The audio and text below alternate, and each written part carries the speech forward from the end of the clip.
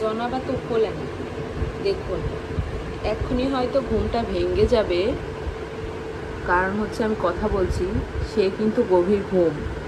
দেখুন বসে বসে জনা বা তোপলানি, মানে ওর কাজ কারবার দেখলে সত্যি সত্যিই আমার হাসি পায়। আপনাদের কি হাসি পায় না?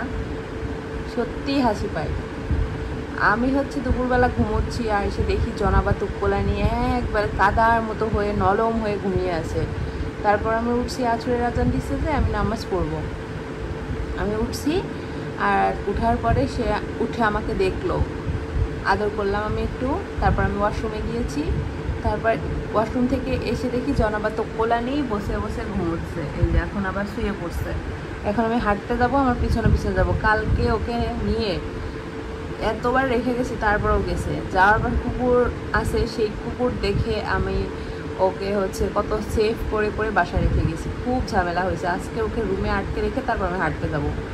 কুকুর হচ্ছে ওর পিছন পিছন আসতেছে, আর ও কুকুরের দিকে তেড়ে যাচ্ছে। মানে কুকুরের থেকেও বড়, এত বড় একটা কুকুর, আর ও এতটুকু একটা তুকুলানি। ওর একটু ভয় করে না, ও এত দুষ্ট। আজকে তোকে আমি আটকে রেখে তারপর যাবো। তুই কি ভাবছিস তোকে নিয়ে যাবো আমি?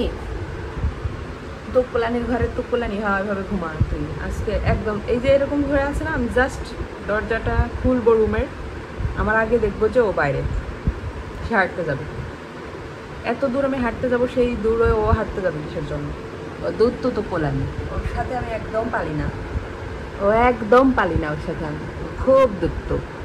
দেখ না নিষ্পাপ এসে আছে, এই বদের বদ ও আসলে। এই তো পলে উঠে পড়বে, উঠে পলে আমার সাথে যাবো, নানু আমি যাবো, ভ্যা ভ্যা করবে। ছোটো বাচ্চা যেমন ভ্যা ভ্যা করে না, ও যতই আমি মারবো বকবো রেখে যাবো, ততই ও আমার পিছন পিছন দৌড়। ঘুমায় থাক, হ্যাঁ ঘুমায় থাক, আজকে যাবি না।